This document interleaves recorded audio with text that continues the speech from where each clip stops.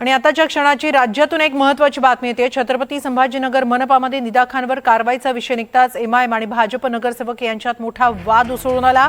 छत्रपती संभाजीनगर इथं निदा खान लपून बसलेल्या घरावर कारवाई करणाऱ्या मनपा अधिकाऱ्यांच्या स्वागताचा प्रस्ताव मांडण्यात आला आणि तेव्हा वाद झाला। भाजप नगरसेवकाने हा प्रस्ताव मांडला होता। यावरून एमआयएमचे नगरसेवक चांगलेच संतापले। या प्रकरणाचं नाव घेताच एमआयएम नगरसेवक आणि भाजप नगरसेवक थेट आमने-सामने आले। महानगरपालिकेच्या सर्वसामान्य सभेत निदा खानचं नाव येताच मोठा गदारोळ उडाला।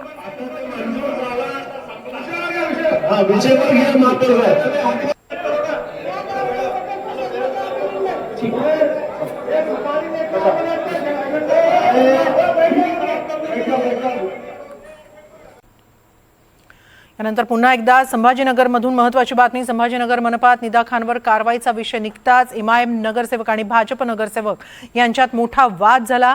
निदा खान लपून बसलेल्या घरावर कारवाई करणाऱ्या मनपा अधिकाऱ्यांच्या स्वागताचा प्रस्ताव भाजप नगरसेविकाने मांडला होता। मात्र यावरून एमआयएमच्या नगरसेवकांनी चांगलाच संताप व्यक्त केला आणि एमआयएम नगरसेवक आणि भाजप नगरसेवक आमने-सामने आले। महानगरपालिकेच्या सर्वसामान्य सभेतच निदा खानचं नाव निघताच मोठा गदारोळ झाला।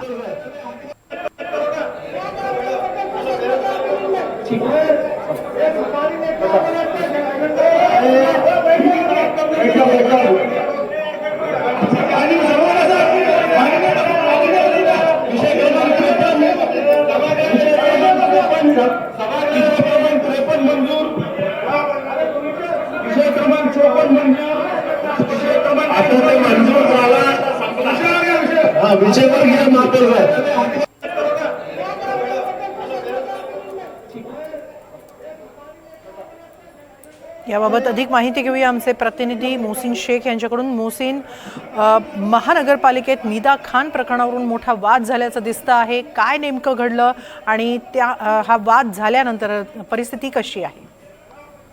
नक्कीच आज अनेक मुद्दे महानगरपालिकेच्या सर्वसाधारण सभेत मांडण्यात आले। मात्र सगळ्यात गदारोळ जो मुद्द्यावरून झाला तो निदा खानचा मुद्दा।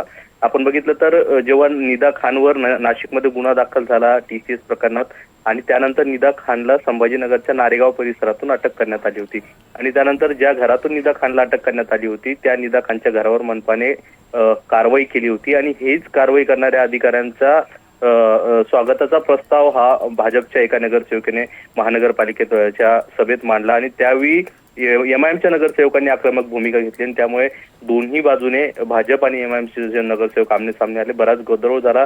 शेवटी महापौर आणि उपमहापौरांना या मध्यस्थी करावी लागली आणि त्यानंतर हे प्रकरण निवळलं। मात्र बऱ्याच वेळ या सगळ्या सभेमध्ये आणि या बैठकीत आपल्याला गदारोळ पाहायला मिळाला। दोन्ही बाजूने दोन्ही नगरसेवक आक्रमक देखील झाले होते।